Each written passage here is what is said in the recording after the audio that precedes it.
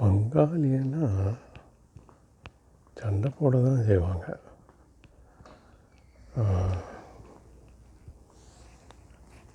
நேதாஜி, சுபாஷ் சந்திர போஸ், காந்தி பங்காளி அடிச்சுக்கிட்டாங்க.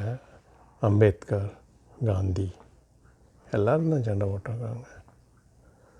அப்புறம் ஜெயலலிதா, கருணாநிதி, இப்போ ஸ்டாலின்,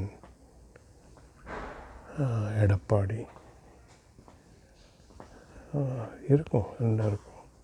ஆனால் வெளியிலேருந்து ஒரு ஆள் ஹிந்தி திணிக்கிறோன்னு சொல்லி வந்தோடனே பங்காளிகள் ஒன்றா சேர்ந்துறாங்கல்ல. அது மாதிரி ட்ரம்ப்புன்னு வர்றப்ப இந்திய அரசியல் தலைவர்கள்லாம் ஒன்றா சேர்ந்து மோடிக்கு பக்கபலமாக இருக்கணும். அதுதானே நியாயம்.